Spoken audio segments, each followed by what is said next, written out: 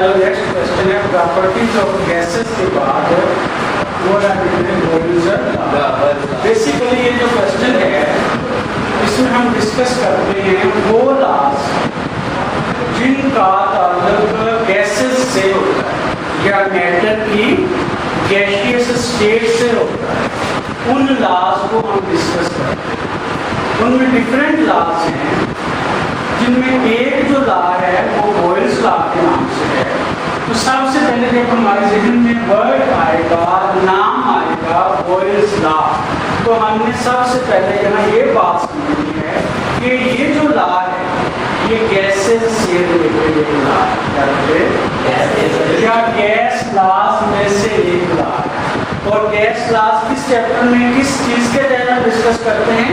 Matter की physical states के under हम इसे डिस्कस करते हैं।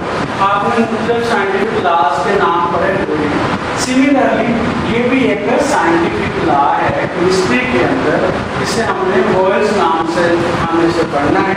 इसमें सबसे पहली बात ये है कि जब गैसेस से मुतल्लिक़ हम लॉज की बात करते हैं तो बेटे हमारे जहन में एक क्वेश्चन तो ये आता है कि ये लॉ किस चीज़ से मुतल्लिक़ हो या इन लॉज में हमने किस चीज़ को पढ़ना हो। तो सबसे पहले आप गैसेस की डिफरेंट प्रॉपर्टीज पढ़ चुके हैं। हमने आपने प्रेशर के बारे में पढ़ा, इसी तरह हमने ये भी पढ़ा है कि गैस का जो वॉल्यूम होता है वो लिक्विड और सॉलिड के मुकाबले में ज़्यादा होता है। मतलब ये कुछ पैरामीटर्स, कुछ वेरिएबल्स। गैस का प्रेशर आपने पढ़ा, चेंज भी हो सकता है, फिक्स मिकदार में नहीं रहता, फिक्स नहीं रहता, कांस्टेंट नहीं रहता। वॉल्यूम है वो भी चेंज हो सकता है, टेम्परेचर है वो भी चेंज हो सकता है। और क्वांटिटी ऑफ गैस, गैस की जो मिकदार है वो भी वेरी करती है। अब जो मिकदार है आप लोगों ने केमिस्ट्री में पहले चैप्टर में पढ़ा हुआ है, किसी भी चीज़ की जो मिकदार होती है केमिस्ट्री के अंदर उससे हम जिस यूनिट में मेजर करते हैं वो मोल होते हैं। क्या कहते हैं? तो नंबर ऑफ मोल्स भी आप कह सकते हैं। क्वांटिटी की जगह क्या कह सकते हैं? Number of moles. तो ये चार चीज़ें जब भी हमने किसी भी गैस लॉ को डिस्कस करना है तो हमारे पास कितनी चीज़ें जहन में आनी चाहिए? चार तरह के वेरिएबल्स हमारे जहन में आने। बॉयल्स लॉ गैसेस से मुतल्लिक़ है। गैसेस से मुतल्लिक़ एक लॉ है, एक साइंटिफिक प्रिंसिपल है, ठीक है। और कोई भी लॉ जब हम बनाते हैं तो हमारे जहन में गैसेस से मुतल्लिक़ कितने वेरिएबल आना चाहिए? चार तरह के वेरिएबल्स होते हैं। अब जब भी कोई लॉ बनाया जाता है तो बेटे उसमें दो वेरिएबल्स को हम कांस्टेंट लेते हैं। दो वेरिएबल्स को तो कोई से दो वेरिएबल जब कांस्टेंट ले लिए जाते हैं तो पीछे बचने वाले जो दो वेरिएबल्स हैं उनका हम आपस में रिलेशनशिप स्टडी करते हैं। उनका आपस में यही कैसा बात समझ आ गई। चार वेरिएबल्स में से दो क्या ले लेने? दो बचेंगे। उन दो का आपस में दो वेरिएबल्स को कांस्टेंट रखते हुए जो दो वेरिएबल्स बचते हैं उनका आपस में हमने रिलेशनशिप फाइंड करना है। यही गैस का बात समझ आ गई। अब हमारे पास डिफरेंट टाइप्स के गैस लॉज हैं जिनमें नंबर 1 में हमारे पास बेटे बॉयल्स लॉ ही है जिसकी हमने अभी डिटेल पढ़ी। और उसके बाद नंबर 2 पे है हमारे पास है चार्ल्स का लॉ, और इसी तरह ग्राहम्स लॉ है, और इसी तरह बेटे एक लॉ है डाल्टन का लॉ, डाल्टन्स लॉ। आगे इनके अपने फर्दर मुकम्मल नाम भी हैं। ग्राहम्स लॉ ऑफ डिफ्यूजन है, गैसेस की डिफ्यूजन आपने पढ़ी है ना। इसी तरह प्रेशर पढ़े तो प्रेशर के अंदर एक चीज़ होती है कि अगर गैसेस का मिक्सचर हो तो फिर हर एक गैस का अपना जो प्रेशर होता है पूरे सारे मिक्सचर में से हम पार्शियल प्रेशर करते। तो जो डाल्टन लॉ है ये पार्शियल प्रेशर होता है, लेकिन आप लोगों के सिलेबस में देखें ये दोनों लॉज नहीं। तो फिर कौन कौन से लॉज हैं आपके सिलेबस में? जब भी बॉयल्स लॉ में आए तो सबसे पहली बात ये लॉ किससे मुतल्लिक़ है और इसको हम किस चैप्टर के अंदर डिस्कस करते हैं? Physical states of matter. और जब गैसेस से मुतल्लिक़ कोई लॉ बनाते हैं उसमें कितने वेरिएबल्स होते हैं? चार में से दो को क्या करते हैं? कांस्टेंट रखते हो, बाकी दो के दरमियान रिलेशनशिप को हम फाइंड आउट करते हैं। करते हैं उससे जो रिलेशन होगा वही ला होगा। बस फिर 4 तरह के लॉज हैं। बोयल्स लॉ है, चार्ल्स लॉ है, ग्राहम्स लॉ है और डाल्टन्स लॉ है। इन चारों में से आपके सिलेबस में कितने बचे? 2 हैं, एक बोयल्स लॉ और एक चार्ल्स। सबसे पहले हम बात करते हैं बोयल्स लॉ। तो जिसका लॉ है बोयल्स लॉ, एक साइंटिफिक के नाम से, सॉरी एक साइंटिस्ट के नाम से ये लॉ का नाम है। बोयल्स लॉ साइंटिस्ट के, केमिस्ट के नाम से ये बोयल्स लॉ का नाम है। बेसिकली ये जो साइंटिस्ट है इसका पूरा नाम है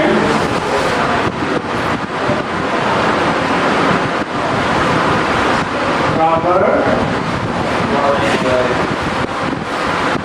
क्या बेटे? Robert William boil.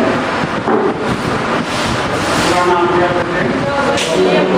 Robert William Boyle. ये बॉयल का पूरा नाम। इसी ने ये लॉ बनाया था, इसीलिए इसे हम क्या कहते हैं? बॉयल लॉ को बॉयल लॉ क्यों कहते हैं? ठीक है, इस बंदे ने बनाया था विलियम बॉयल, इसका पूरा नाम।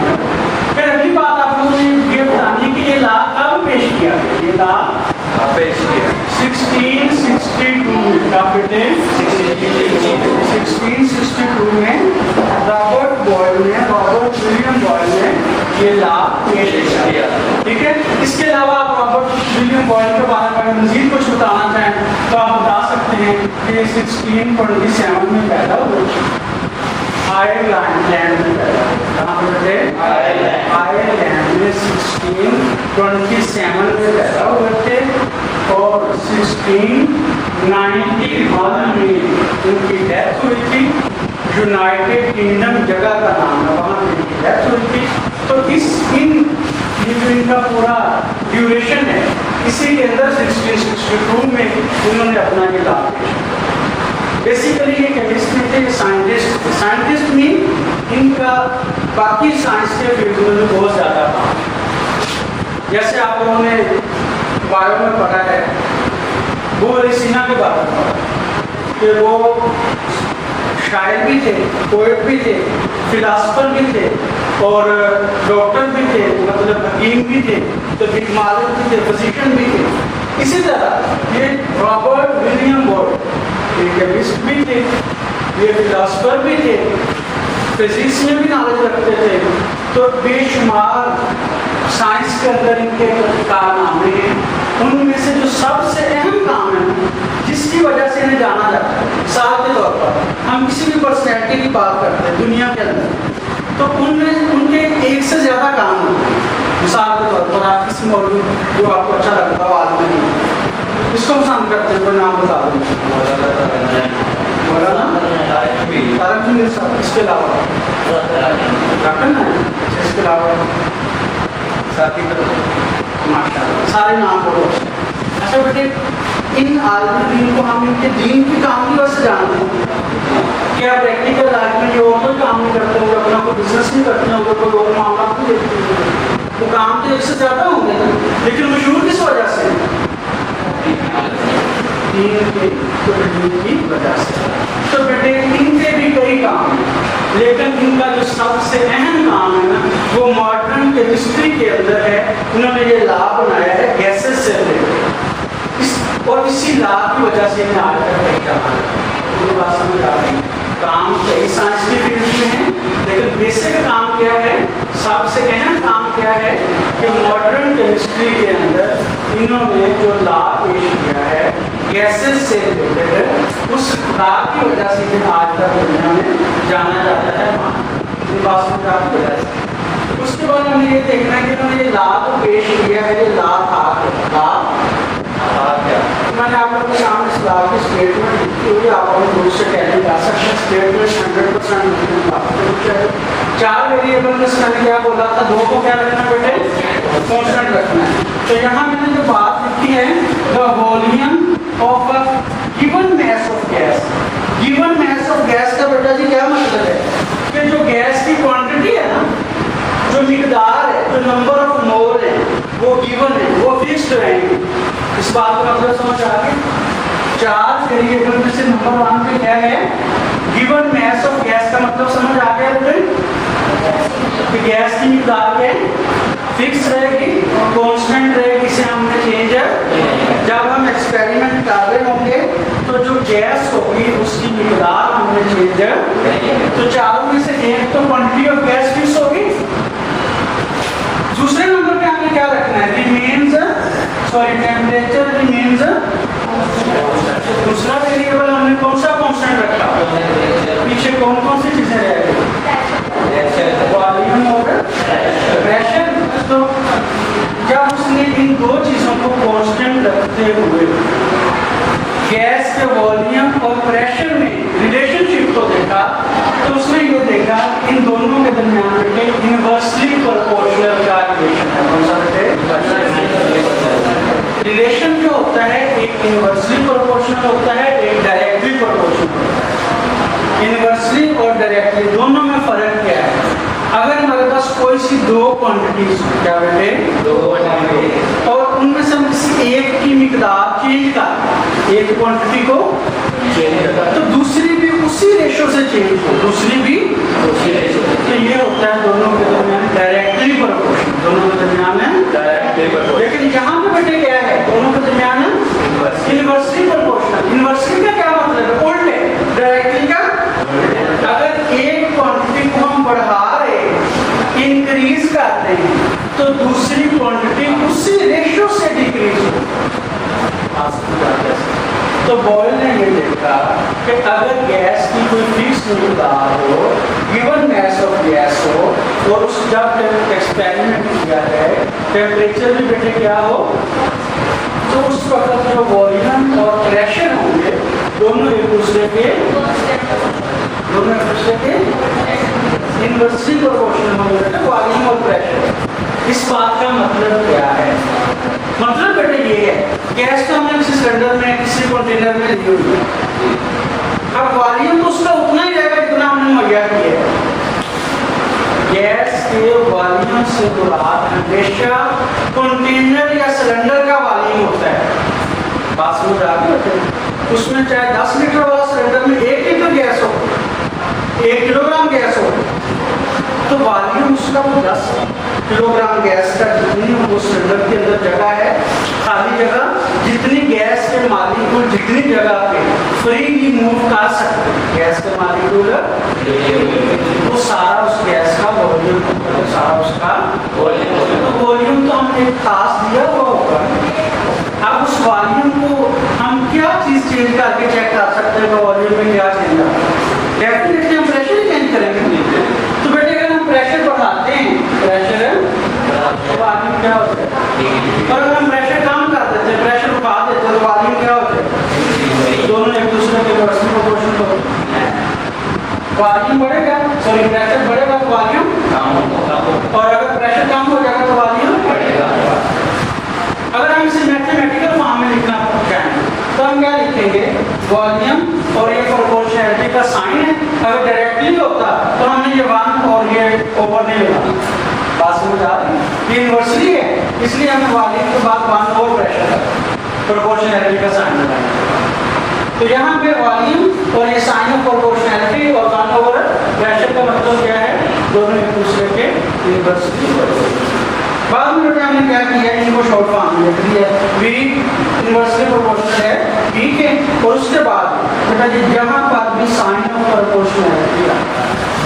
जब भी हमने कोई इक्वेशन बनानी होती है, कोई रिलेशन बनाना होता है, तो हम प्रोपोर्शनैलिटी के साइन को बेटे क्या करते हैं, किसी कांस्टेंट से खत्म करके उससे इक्वल के साइन में प्रोपोर्शनैलिटी को इक्वालिटी में बदलने के लिए क्या लगाना पड़ता है, कोई ना कोई कांस्टेंट चाहिए।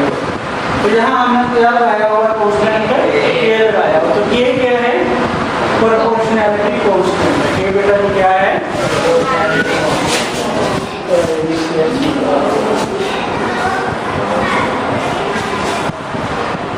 K यहाँ पे बेटा क्या है,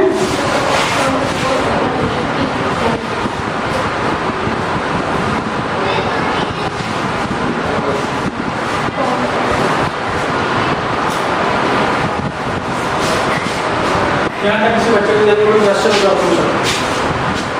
उसके बाद बेटा ये बात करेंगे कि जब k जो है प्रोपोर्शनैलिटी कांस्टेंट है, इसी k के नीचे जो p है इधर एक डिवाइड हो गया, उसे दूसरी तरफ जाने क्या हो जाएगा, मल्टीप्लाई हो जाएगा।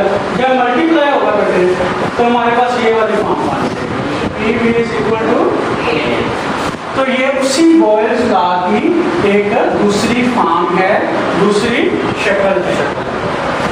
तो इसको हम डिफाइन कैसे करें, इसके लिए स्टेटमेंट क्या बनाएं?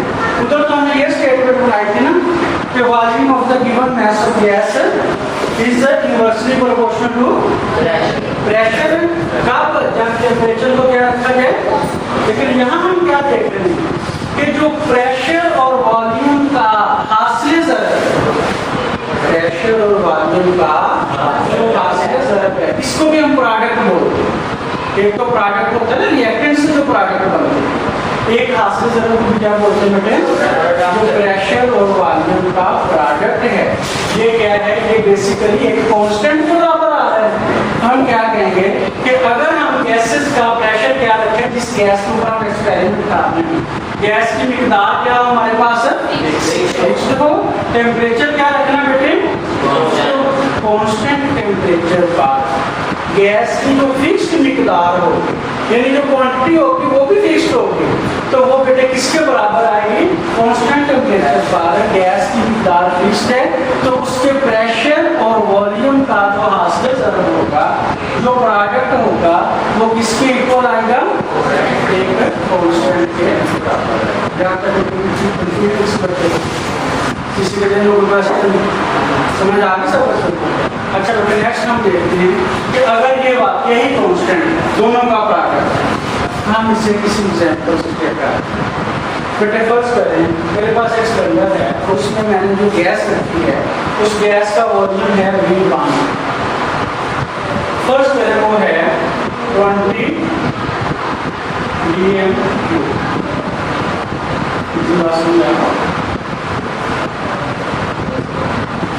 वॉल्यूम हमने लिया गैस का 20 डेसीमीटर क्यूब, ठीक है, उसे हमने V1 का नाम दिया। उस वक्त जो प्रेशर था उसे हम V1 कहेंगे। वो फर्स्ट करते हैं 280 में, क्या बेटे 280। अब मैं किसी गैस का प्रेशर जो है ना, वो V1 से क्या कर देता हूँ, V2 कर, तो V2 से मुराद क्या हुआ, मैंने इसे बढ़ा दिया, डबल कर दिया। डबल करने से मुराद 280 एम की जगह मैंने क्या कर दिया 480 एम। जब 480 एम प्रेशर होगा, प्रेशर चेंज हुआ, हमने क्या पढ़ा था, प्रेशर इंक्रीज होगा तो वॉल्यूम डिक्रीज। यहाँ प्रेशर क्या हो रहा है, 2 से 4 हो रहा है, इंक्रीज हो रहा है कि डिक्रीज हो रहा है, बेटे इंक्रीज हो रहा है। प्रेशर की बात कर रहे हैं, प्रेशर यहाँ पे 2 से 280 एम से 480 एम इंक्रीज होता है। तो मैंने क्या बोला था, वॉल्यूम उसी रेशियो से डिक्रीज होगा। इसका मतलब V2 पर कितना आना चाहिए मेरे पास। तो पहले जो हमने रीडिंग ली थी वो अगर हम कहते हैं V1 is equal to K, तो फिर V2 वो भी किसके बराबर आना चाहिए, वो भी बेटे कांस्टेंट आना चाहिए। दोनों को जरा चेक करके देख रहे हैं। V1 कितनी वैल्यू थी, 2, यूनिट लिखने की जरूरत नहीं है। V1 कितना है, बात समझ आ रही है। तो इसी तरह V2 कितना हो गया बेटे, और V2 इधर आंसर क्या आएगा, और इधर क्या आएगा। बात समझ आती है कि अगर हमारे पास दूसरी स्टेटमेंट गैस की जो मिकदार है वो फिक्स हो, मतलब कांस्टेंट हो, जब हम एक्सपेरिमेंट कर रहे हैं, और टेम्परेचर भी क्या रखा जाए, तो प्रेशर और वॉल्यूम का जो प्रोडक्ट होगा, जो हासिल ज़रूरत होगा, वो हमेशा क्या आएगा बेटे, वो कांस्टेंट आएगा, वो क्वांटिटी क्या बनेगी। तो अगर हम इन दोनों को एक एक इक्वेशन समझ लें, मिसाल के तौर पर हम कहते हैं V1 is equal to K, ये मैं कहते हैं इक्वेशन नंबर 1 है, और V2 is equal to K, ये इक्वेशन 2 है। तो दोनों में आपको कोई साइड बराबर नजर आती है? दोनों कौन से बराबर? साइड कौन सी? राइट और राइट बात वही है।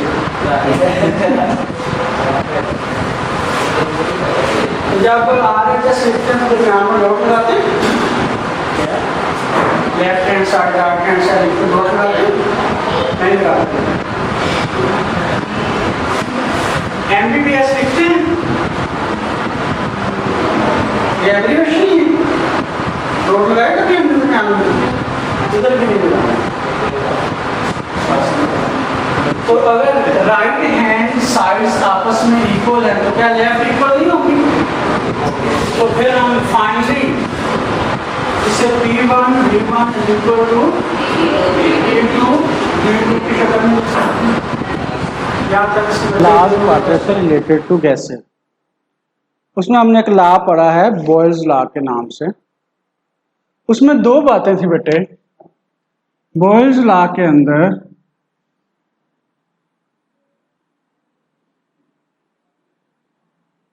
एक तो हमने कहा था कि जो वॉल्यूम और प्रेशर है ये दोनों एक दूसरे के इनवर्सली प्रोपोर्शनल होते हैं, जबकि जो टेम्परेचर है वो कांस्टेंट हो और गैस की अमाउंट भी चेंज ना हो।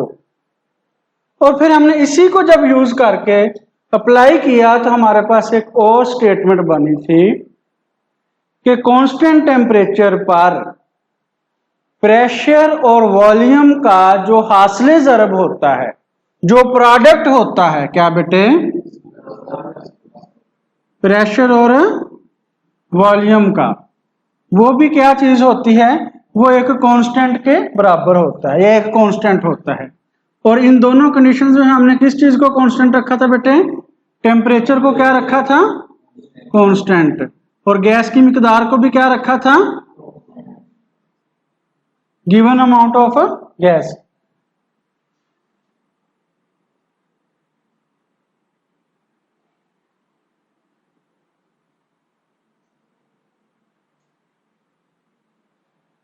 अब हमारे पास बॉयल्स लॉ का थोड़ा सा नेक्स्ट हिस्सा है एक्सपेरिमेंटल वेरिफिकेशन। क्या बेटे? तजर्बे से साबित करना है। क्या करना है बेटे? एक्सपेरिमेंट से तजर्बा करके तस्दीक करनी है, चीज को वेरीफाई करना है कि ये दोनों बातें जो हम कर रहे हैं ये वाकई दुरुस्त हैं या गलत हैं। बात समझ आ गई? तो एक्सपेरिमेंट के लिए आप लोगों ने बेटे 4 सिलेंडर लेने हैं गैस को फिल करने के लिए। क्या लेना है बेटे?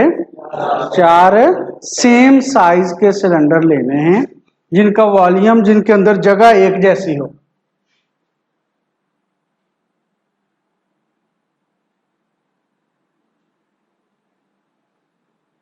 और बारी बारी हर सिलेंडर के ऊपर हम वही ये दोनों चीजें जो है इनको अप्लाई करके देखेंगे। पहले सिलेंडर में हम जो गैस फिल की है, ये ऊपर पिस्टन लगाया हुआ है, मूवेबल है, ऊपर हमने ये लोड रखा हुआ है, वेट रखा हुआ है, प्रेशर है। ठीक है। पहले सिलेंडर की जब हम बात करते हैं, इसमें जो प्रेशर है P1 वो है बेटे हमारे पास 180 एटमॉस्फेरिक प्रेशर। ठीक है बेटे? कितना प्रेशर है? प्रेशर के यही यूनिट पड़े थे। ATM यूनिट है प्रेशर का या नहीं? और इस वक्त ये जो सारा वॉल्यूम है गैस के पास, ये फर्ज करते हैं हमारे पास कितना बेटे? 1 dm³ है। कितना बेटे?